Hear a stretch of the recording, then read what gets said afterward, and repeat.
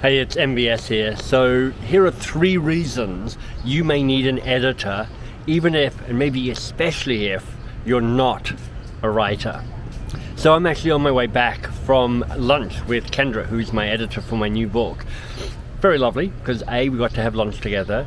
B, I got to meet my editor for the first time in real life. We talked once or twice on Zoom. And for me, it's kind of one of those moments where I'm like, oh, this book is becoming real now. Kendra had a chance to read a first draft. Spoiler alert, it doesn't suck, so that's good. I'm on track to get a new book out to the world by the middle of 2023. But I was thinking as I was walking to lunch with Kendra, I was like, what do I want from this meeting? What is an editor going to give me that is particularly powerful, particularly unique, something I can't actually figure out for myself? And I think there are 3 things. And you'll see how these 3 things are useful for whatever it is that you're doing and living your life and perhaps creating. The first is to say, can she see an arc to it? Can she see a shape to it? You know, my best-selling book is The Coaching Habit. And I think one of the reasons that book has sold so well, I think it's about 1.25 million copies now, which is amazing, is that it's got a crystalline structure to it. It's like really strong, really elegant, and it just makes sense. There's a way that the next chapter is absolutely the sensible next chapter. And that took a lot of time. I mean, as some of you will know, I wrote and I rewrote that book 8, 9 times before it showed up in the structure it did. But one of the conversations I had with Kendra is like, can you see the shape of this? And does the shape make sense? The second conversation was, what's at the heart of this book? Can you feel an emotional pulse to this book? And there's 2 parts to this. First of all, a conversation about who is this book best meant to serve? Who am I in service to? And what's the problem that I'm solving here? What's the sigh of relief that will happen if the book delivers on the promise? And this is very important if you're writing a book, which is like, how does this help?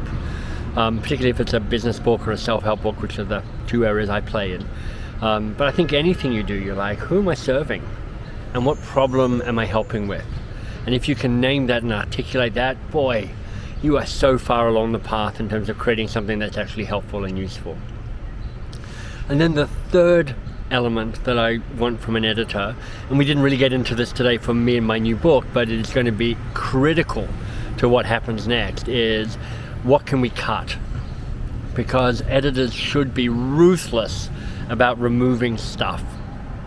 Again, if you think about The Coaching Habit, I think one of the reasons that's successful as a book is it is elegant. There is basically no wasted words in The Coaching Habit, and I'm very proud of that.